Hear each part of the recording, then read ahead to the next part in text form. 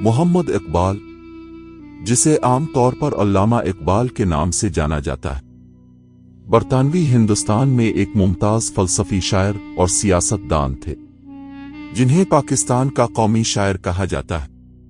وہ 9 نومبر 1877 کو سیالکوٹ صوبہ پنجاب برطانوی ہندوستان میں پیدا ہوئے جو اب پاکستان ہے۔ علامہ اقبال نے ابتدائی تعلیم سیالکوٹ میں حاصل کی اور اعلیٰ تعلیم کے حصول کے لیے لاہور چلے گئے۔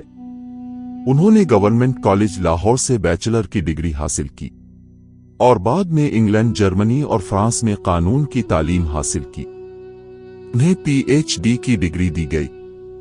1908 میں میونخ یونیورسٹی سے فلسفہ کی ڈگری حاصل کی۔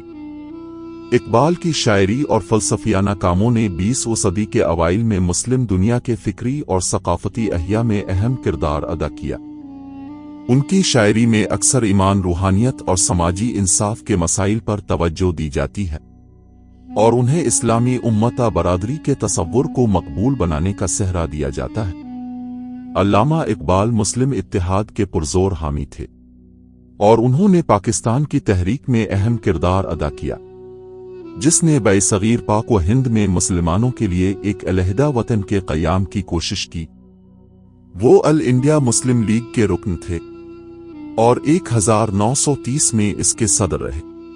انہوں نے قرارداد لاہور کے مسودے میں بھی کلیدی کردار ادا کیا، جس میں برطانوی ہندوستان کے شمال مغربی اور مشرقی علاقوں میں ایک آزاد مسلم ریاست کے قیام کا مطالبہ کیا گیا تھا۔ علامہ اقبال 21 اپریل 1938 کو لاہور، برٹش انڈیا جو اب پاکستان میں ہے، 60 سال کی عمر میں وفات پا گئے۔